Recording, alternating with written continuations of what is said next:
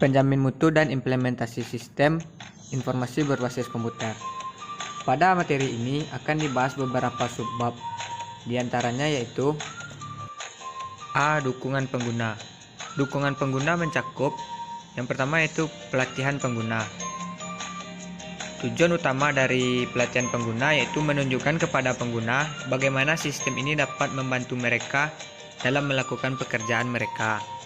Yang selanjutnya yaitu meja bantuan. Nah, tujuan utama dari meja bantuan yaitu menunjukkan kepada orang-orang bagaimana menggunakan sumber daya sistem dengan lebih efektif.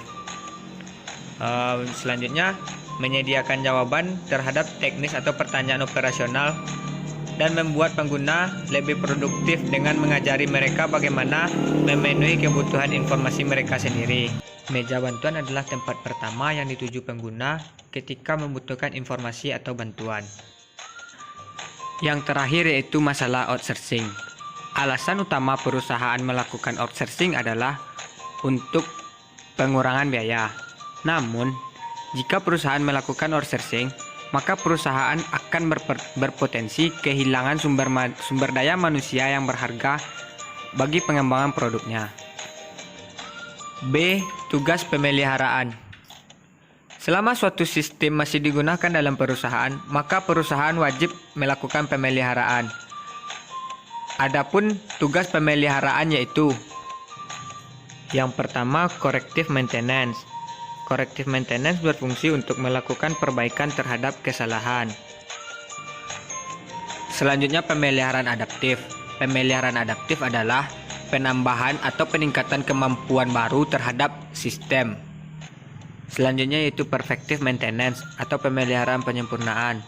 Perfective maintenance berfungsi untuk penyempurnaan terhadap suatu sistem agar lebih efisien digunakan. Selanjutnya yaitu pemeliharaan pencegahan. Pemeliharaan pencegahan berfungsi untuk mengurangi kemungkinan kegagalan sistem yang terjadi di masa depan. C. Manajemen perbaikan. Pemeliharaan sistem memerlukan manajemen yang efektif, kepastian kualitas, dan kendali biaya. Untuk mencapai tujuan-tujuan ini, perusahaan menggunakan berbagai strategi, diantaranya yang pertama, tim perbaikan. Tim perbaikan mencakup administrator sistem dan satu atau lebih analis sistem dan programmer.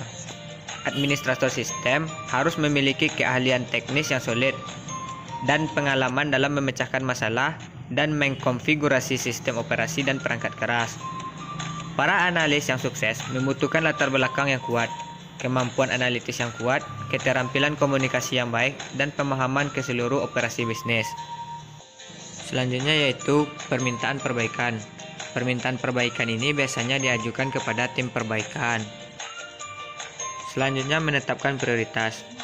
Di banyak perusahaan, komite peninjau sistem memisahkan pemeliharaan dan permintaan pembangunan baru ketika menetapkan prioritas. Dalam organisasi lain, semua permintaan dipertimbangkan bersama dan proyek yang paling penting mendapat prioritas utama, baik itu pemeliharaan atau pembangunan baru. Selanjutnya manajemen konfigurasi, yang kadang-kadang disebut juga sebagai kontrol perubahan, adalah proses untuk mengendalikan perubahan dalam persyaratan sistem selama pengembangan perangkat lunak. Selanjutnya berkas pemeliharaan. Berkas pemeliharaan adalah suatu dokumen yang digunakan untuk memantau pembaruan terhadap suatu sistem. Selanjutnya version control.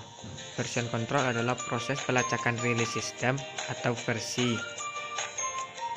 Yang terakhir adalah garis dasar. Garis dasar adalah titik acuan formal yang mengukur karakteristik sistem pada waktu tertentu. D. Manajemen kinerja sistem. Manajemen kinerja sistem ini mencakup yang pertama, kesalahan manajemen. Tidak soal seberapa baik suatu sistem dirancang, setiap sistem akan mengalami beberapa masalah, seperti kegagalan perangkat keras, kesalahan perangkat lunak, kesalahan pengguna, dan pemadaman listrik. Administrator sistem harus mendeteksi dan menyelesaikan masalah operasional ini secepat mungkin. Nah, tugas inilah yang disebut dengan manajemen kesalahan.